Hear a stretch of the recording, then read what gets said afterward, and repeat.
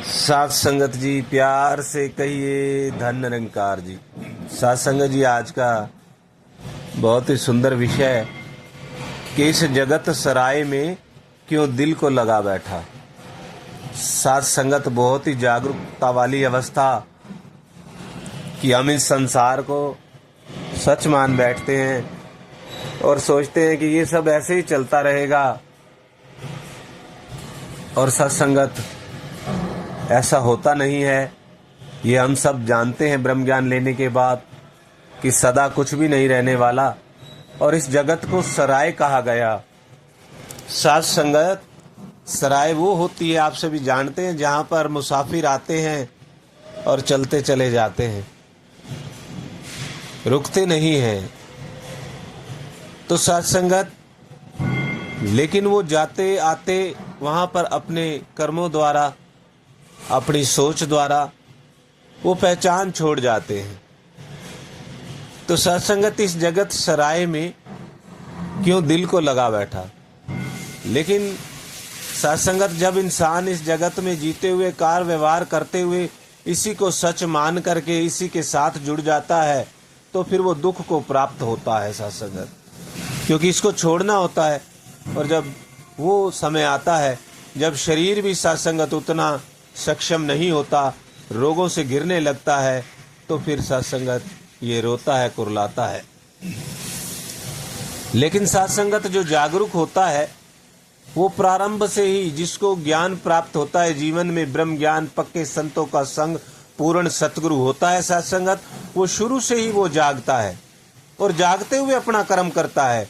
सत्संगत, वो मक्खी का एग्जाम्पल अक्सर सुनने को मिलता है कि एक गरम गुड़ जहाँ पर बनाया जाता है वहाँ पर वो मक्खी आई और उस कढ़ाई में साइड में बैठ करके उस गुड़ का मीठेपन का आनंद लेने के लिए उसमें बैठी और उसके पांव उस गुड़ के अंदर फंस गए। और वो जब उसको पी करके गुड़ का आनंद लेकर के साथ संगत उड़ने लगी तो ना उड़ पाई, क्योंकि वो उसके अंदर ज़्यादा लिपियामान हो गई।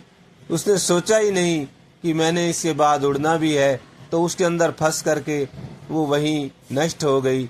और इसी तरह से दूसरी जो एक ब्रह्मज्ञानी संत की अवस्था की बात की जा रही है, तो सत्संगत एक और मक्खी आई और वो उसने अपने पैर कढ़ाई के ऊपर ही रखे, गुड़ में नहीं लगाए, और साइड में बैठ करके उस मीठे का आनंद लिया और उसके बाद वो वहाँ से उड़ गई बड़े आराम से।